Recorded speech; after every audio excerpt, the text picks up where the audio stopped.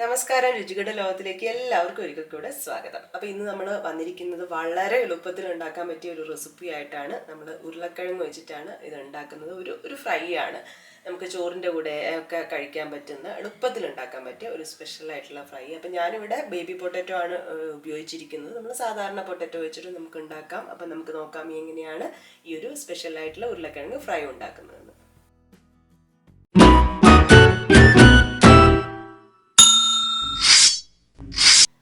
ഇതിനായിട്ട് നമ്മളൊരു 10-12 baby potato എടുത്തിട്ടുണ്ട്. അപ്പോൾ ആദ്യം ഇതൊന്ന് വേവിച്ചെടുക്കണം. അതിനുവേണ്ടി കുക്കറിലാണ് വേവിച്ചെടുക്കുന്നത്. അപ്പോൾ ഇത് മുങ്ങി നിൽക്കാൻ പാകത്തിന് വെള്ളം എടുത്തിട്ടുണ്ട്.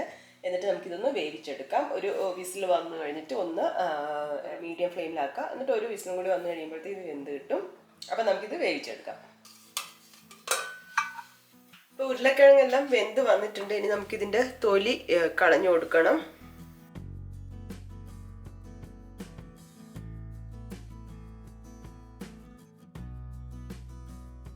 അപ്പോൾ എല്ലാം തൊലി കളഞ്ഞിട്ട് എടുത്തിട്ടുണ്ട്. ഇനി നമ്മളിത് കട്ട് ചെയ്ത് കൊടുക്കുകയാണ്. ഓരോരുത്തർക്കും ആവശ്യമുള്ള വലുപ്പത്തിന് കട്ട് ചെയ്ത് കൊടുക്കാം.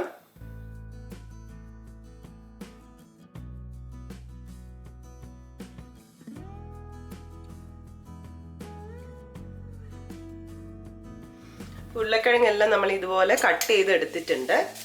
അപ്പോൾ ഇതിനായിട്ട് നമ്മൾ ഒരു പാനിലേക്ക് വെളിച്ചെണ്ണ ഒഴിച്ച് ആദ്യം ചൂടാക്കുക. ഇതിലേക്ക് 1/2 ടീസ്പൂൺ കടുകിട്ട് പൊട്ടിക്കാം. ഇതിലേക്ക് 1 ടീസ്പൂൺ ഉഴുന്ന് കൂടെ ചേർത്ത് കൊടുക്കാം. ഇതിലേക്ക് ഒരു 2 പിഞ്ച് കായത്തിന്റെ പൊടി ചേർക്കുന്നുണ്ട്.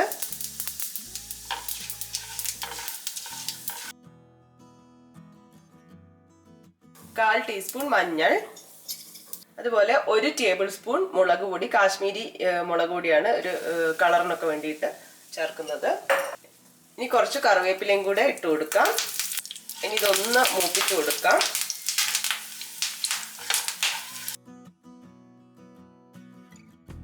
അപ്പൊ ഈ പൊടികളൊക്കെ ഒന്ന് മൂത്ത് വന്നിട്ടുണ്ട്. ഇനി ഇതിലേക്ക് നമ്മൾ കട്ട് ചെയ്ത് വെച്ചിരിക്കുന്ന പൊട്ടറ്റോ ഇട്ട് കൊടുക്കാം.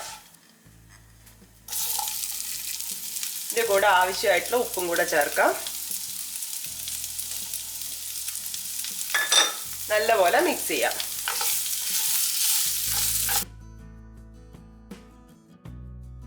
അപ്പോൾ ഇത് നല്ലപോലെ മിക്സ് ആയി വന്നിട്ടുണ്ട്. ഇനി നമ്മൾ ഇത് ലാസ്റ്റ് ഒരു കാര്യം കൂടെ ചേർക്കുന്നുണ്ട്. ജീരകം പൊടിച്ചതാണ്. 1/4 ടീസ്പൂൺ ആണ് ജീരകം ചേർക്കുന്നത്. ഇത് മിക്സ് ചെയ്തെടുക്കാം. അപ്പം എല്ലാം നല്ലപോലെ മിക്സ് ആയിട്ടുണ്ട്. അപ്പോൾ നമ്മുടെ സ്പെഷ്യൽ പൊട്ടറ്റോ ഫ്രൈ ഇവിടെ റെഡി ആയിട്ടുണ്ട്. ഇനി നമുക്ക് സെർവിങ് ഡിഷിലോട്ട് മാറ്റാം.